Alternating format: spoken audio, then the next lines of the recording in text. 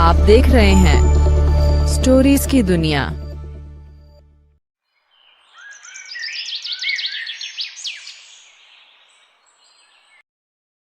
यह कहानी है भोला नाम के एक मेहनती किसान की। उसके परिवार में उसकी पत्नी और उसके 2 पुत्र थे, जिनमें से एक का नाम राजू और दूसरे का नाम चिंटू था। राजू 5 साल का था और चिंटू 6 साल का। एक दिन भोला शाम के समय थका हारा अपने खेत से घर लौट रहा था कि तभी उसके कानों में एक बच्चे के रोने की आवाज आई। शाम के समय सन्नाटे में ये बच्चा कौन रो रहा है? जैसे ही भोला की नजर झाड़ियों पर पड़ी तो उसने देखा एक नवजात शिशु झाड़ियों में पड़ा हुआ रो रहा था। उस नवजात शिशु को देखकर भोला अपने आप से बोला, राम राम राम, कैसा समय आ गया है। कोई अपने बच्चे को झाड़ियों में छोड़कर कैसे जा सकता है? अगर मैं इसे यहाँ छोड़ गया तो ये तो रात भर सर्दी में ठिठुर कर मर जाएगा। मुझे इसे घर ले जाना चाहिए। भोला उस बच्चे को अपने घर ले आया। भोला के हाथों में बच्चा देखकर उसकी पत्नी सुमन चौंकती हुई बोली, ए जी, यह किसका बच्चा है? भोला ने सारी घटना बताते हुए सुमन से कहा, सुमन, ये बच्चा मुझे झाड़ियों में पड़ा हुआ मिला। पता नहीं किसका बच्चा होगा। आप इसे क्यों उठा कर ले आए? इसके माता पिता परेशान हो रहे होंगे। सुमन, कैसी बातें कर रही हो? मुझे जहाँ यह बच्चा पड़ा हुआ मिला वहाँ दूर दूर तक कोई इंसान नहीं था। और तुम तो जानती हो आजकल कितना खराब समय चल रहा है।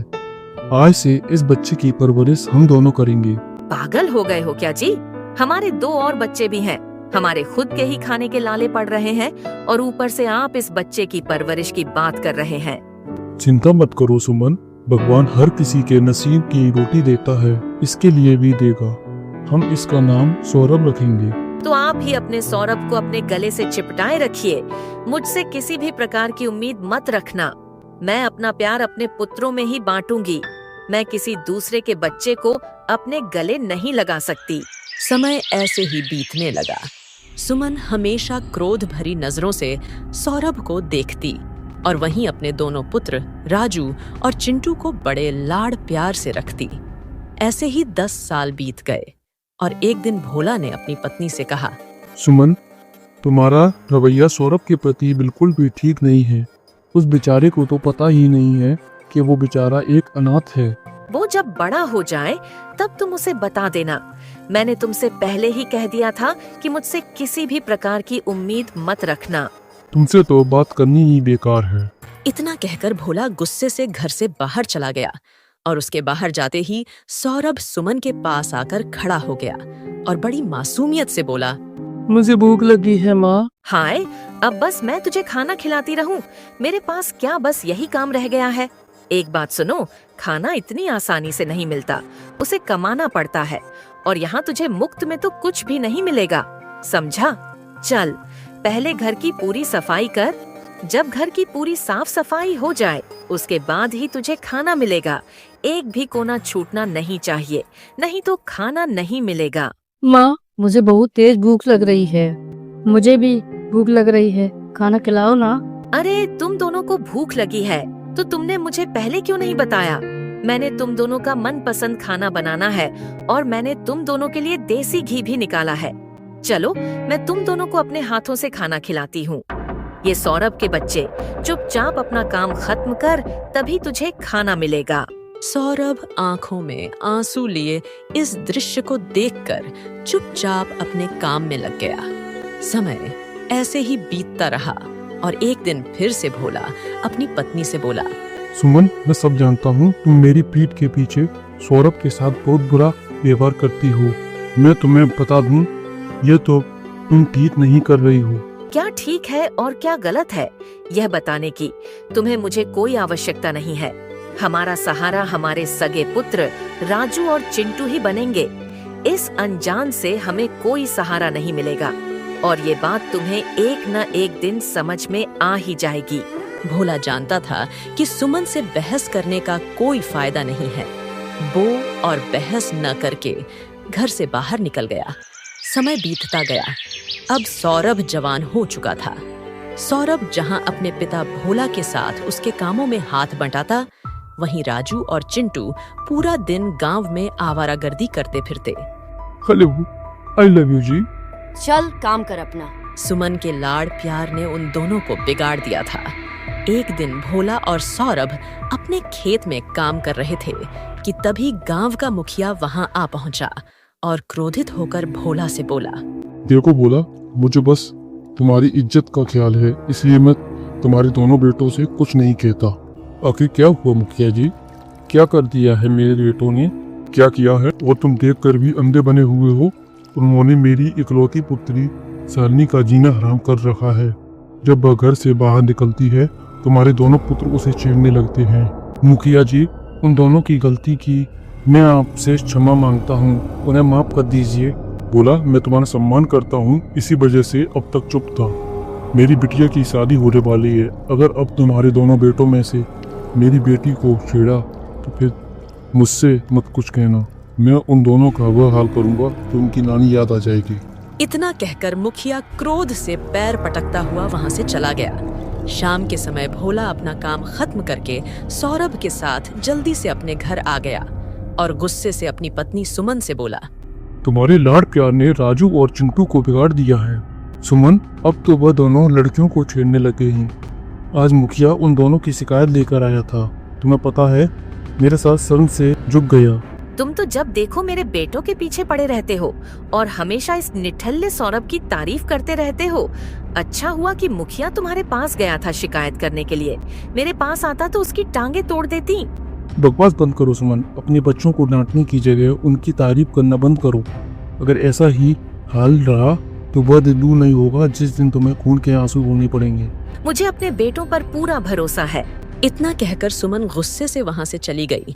तभी सौरभ अपने पिता भोला से बोला, चिंता मत कीजिए पिताजी, मुझे यकीन है एक न एक दिन मेरे दोनों भाई सुधर जाएंगे।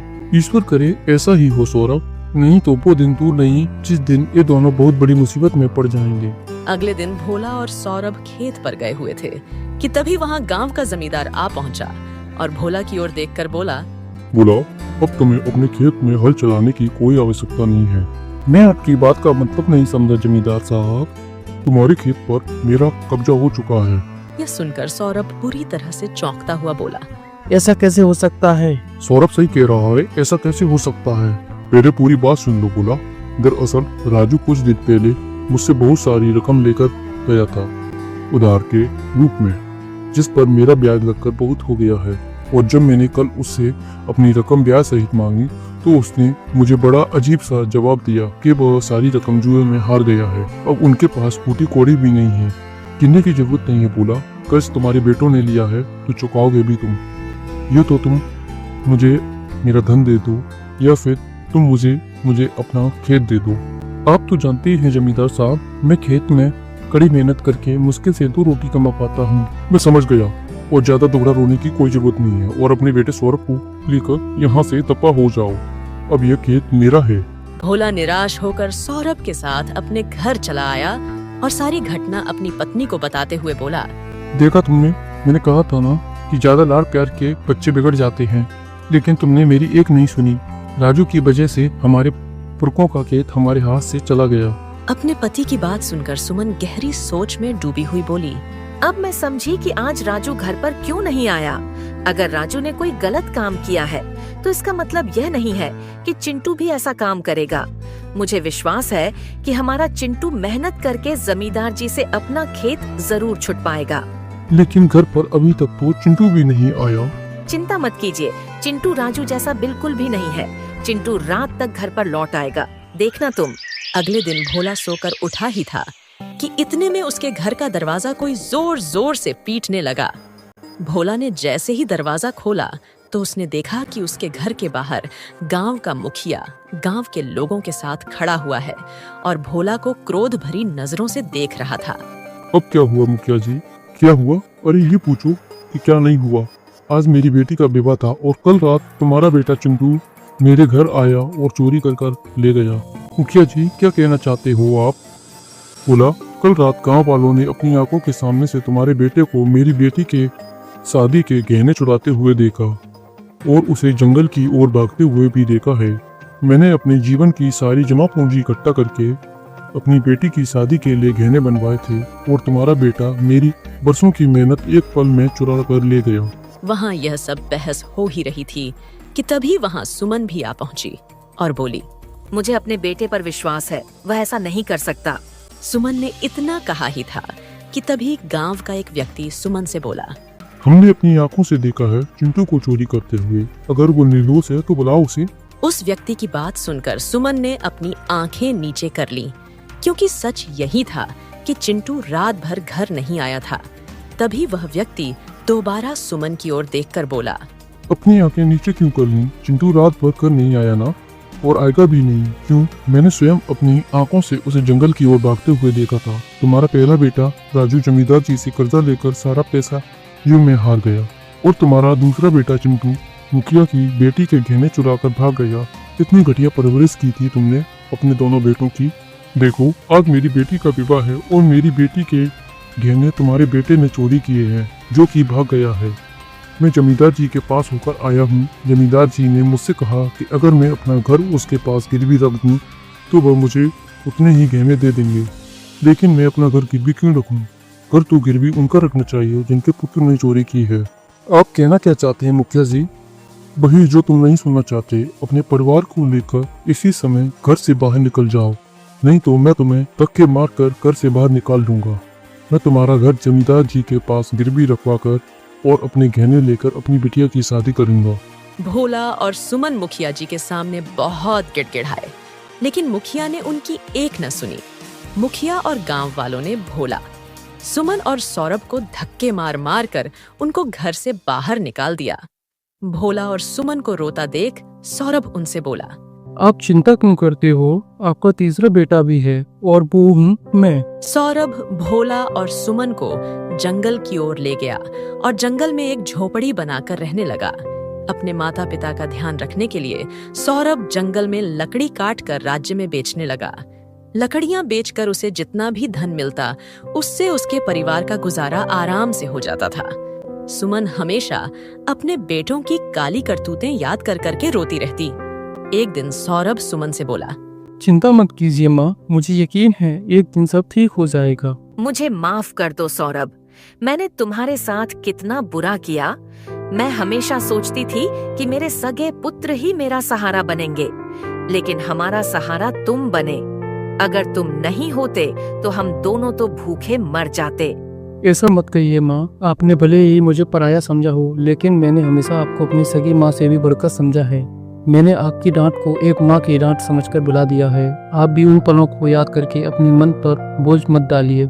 इतना कहकर सौरभ अपनी कुल्हाड़ी उठाकर जंगल की तरफ लकड़ी काटने के लिए चला गया। सौरभ के जाने के बाद भोला सुमन से बोला, देखा सुमन, तुम हमेशा सौरभ को भला बुरा कहती थी। तुमने कभी भी सौरभ को एक माँ के जैसा प्यार नहीं दिया, लेकिन तुमने देखा अंत में सौरभ ही हमारे काम आया।